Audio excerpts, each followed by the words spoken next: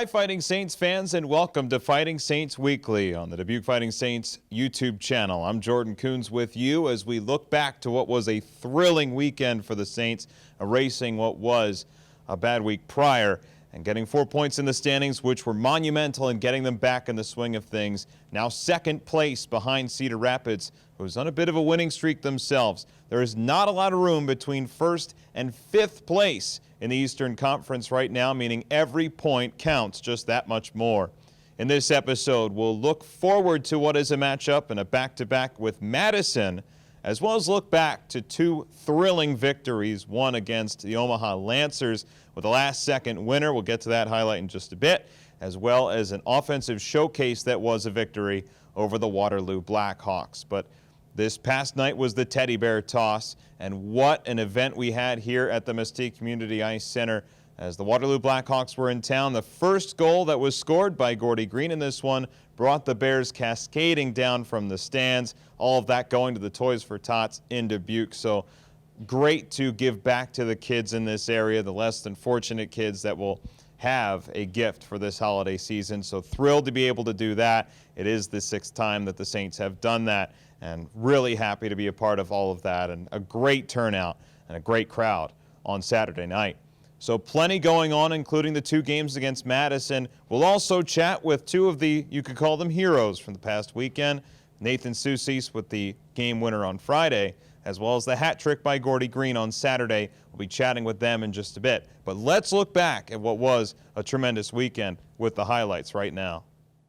The weekend began in Omaha as the Fighting Saints took on the Lancers. Nick Rivera started the scoring for Omaha in the first period. Brandon McManus dropped him a great pass, and Rivera found a way to tuck home the first tally of the game, 1-0 Lancers. The newly minted top line tied it. A pretty play between Willie Neerum, Shane Kavanaugh, and Nathan Sucese ended in a tap-in tally for Neerum, scoring his fourth of the season, tie game. Omaha would retake the lead on a fluky tally very late in the second period. William Falstrom's point shot hit a stick out in front, deflected through Hunter Miska, 2-1 Lancers. But an all-out barrage by the Fighting Saints would put them in position to strike, and they did so twice late in regulation. 3.5 minutes left. After a long offensive shift, Michael O'Leary set up Petter Macatalo all alone in the slot. His shot trickled through Chris Oldham, all tied up at 2. Then, with just seconds remaining in the third period, the most clutch goal of the season thus far. Here's the call of the week. 13 seconds left in regulation. Neerum in there behind the net. Comes up the wall with it. Neerum with 7 seconds left to the point. For to wrister. He scores! Deflected out in front. And the Dubuque Fighting Saints with 4 seconds left have taken a 3-2 lead. Are you kidding me? Back on Fighting Saints Weekly, Jordan Coons joined by forward Nate Sucese, and a great weekend for you, 6 points. You got the game winner on Friday, which, first off, a crazy finish. How was that one?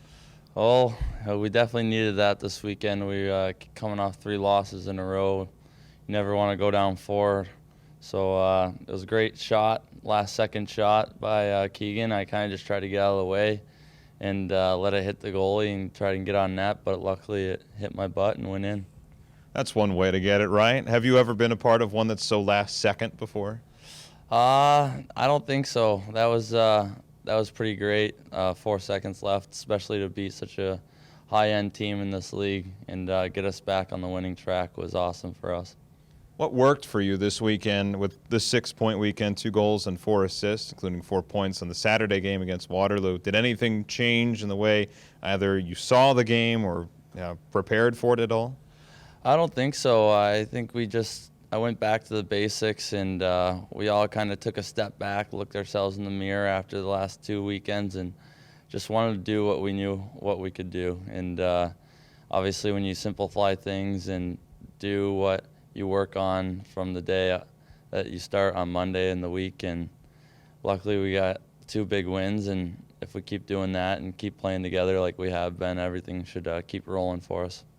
Of course, last week feels like it's in the rearview mirror, but there will be some challenges this week with some personnel changes, World Junior A and all of that. That said, what needs to happen here this week with a bunch of new faces in the lineup? Well, I think we go back to the basics, like I just said, and just simplify things and maybe you don't make the plays that you might usually, and you get pucks deep. And we'll have to help the guys that are coming in, our affiliates that are going to play with us. The older guys are going to have to help them along the way, and guys are going to have to step up and fill the minutes of Spence, Willie, and Keegan Ford. Thanks, Nate. Thank you. Following the thrilling win, Dubuque hosted the Waterloo Blackhawks on Saturday in what turned out to be a wild affair. The Fighting Saints struck first to bring the Teddy Bears cascading down from the stands. Gordie Green tapped a Casey Johnson shot home on the rebound.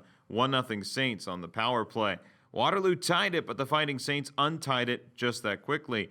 Nathan Sucese converted a Shane Cavanaugh picturesque pass into a goal. 2-1 Dubuque. Then it was a Canadian takeover. Evan to Mitchell to Michael O'Leary right out of the penalty box. His first USHL goal. 3-1 Saints. Nick Swaney puts on a pretty move here to cut the lead to 3-2, as the Hawks would never go away throughout this one. But Gordie Green took over from there. He completed the hat trick starting with his top shelf snipe, his second of the game. He then answered a Liam Pecoraro goal with another one of his own, this time off a Sucese dish on the power play. Not only Bears, but hats cascade to the ice on Saturday night. Just for good measure, Shane Cavanaugh converted a clean face-off win with seconds remaining in the second period, blowing a rebound through the beleaguered Drew Hott at this point. 6-3 Fighting Saints. Yuri Terro kept Waterloo in it with a late third-period goal, putting the Blackhawks within 2 at 6-4. But Trey Dodd prevented anything further, beating out Nicing for an empty net tally. 7-4 the final score on Saturday, a weekend sweep. And we're back on Fighting Saints Weekly. Jordan Coons joined by Gordie Green, who picked up the hat trick on Saturday. And finally, you get your due. After Evan and Mitchell beat you to the punch, you finally get it done. What was it on Saturday that worked? I don't know. We just kept it simple, kind of try to get a lot of pucks to the net. And the first one, I got a rebound that came right to me. I had a wide open net, a little tap in. And then the second and third one, I just tried to shoot, and luckily it found its way in the net. So with this, you get really off the schneid. It was the first time you scored a goal since early October. You finally get back at it. What's it feel like after that first one? As you said, it was right on your blade. You had no problem just stashing that one.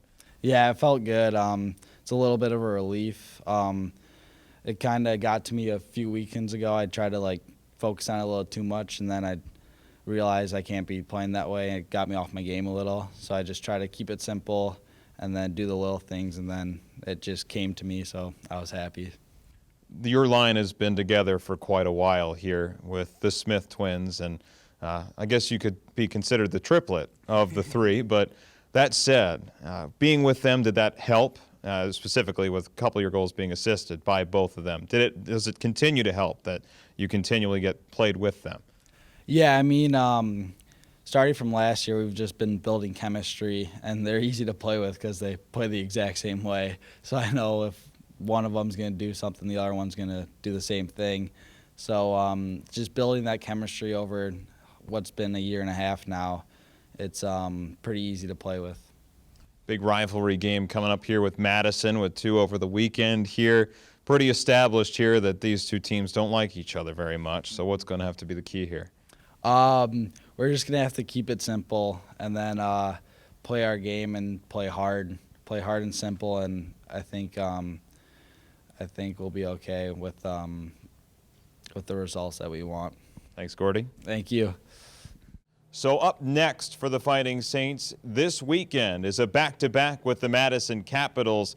Up first on Thursday night, a bit of a different scheduling quirk here as the Caps come here to our house. It is the Battle of the Border night, as the Fighting Saints have swept the season series so far with the Caps and have put on quite a winning streak dating back to even last season.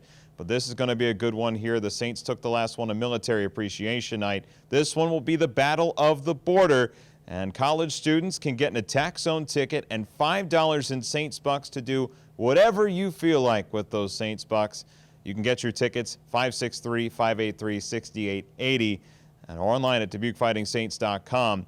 This is an interesting matchup between these two teams because Madison has been stuck at the bottom of the Eastern Conference since basically the outset. And right now you wonder, Why? They've got all this talent and all really up front. The problem has been keeping pucks out of their own net, specifically in this season series with the Dubuque Fighting Saints. Curious to see how this one works out because Madison has been on a bit of a slide recently, and they're not too far out. They're just 7 points out at the third pole, if you want to call it, of the season right now. So with a win on Thursday night, either way, it could be huge for either squad. The Fighting Saints could fall even closer to the Cedar Rapids Rough Riders, who lead the way in the Eastern Conference, and Madison could claw just that much closer to what is a logjam towards the top of the Eastern Conference. Big implications on the line for Thursday night's game, and then the Dubuque Fighting Saints travel to Madison to take on the Caps on Saturday night as well. You can catch the action there on Dubuque Super Hits 106. Yours truly on the call. Looking forward to both. The Saints here on Thursday for Battle of the Border night. It's a college night, as well as on Saturday in Madison. To get your tickets, 563-583-6880 is the box office, or online at DubuqueFightingSaints.com. Thanks for tuning in to Fighting Saints Weekly. This is Jordan Coons signing off. Thanks for watching, and we will catch you on the airwaves, or we'll see you right here at our house for the game on Thursday. So long, everybody.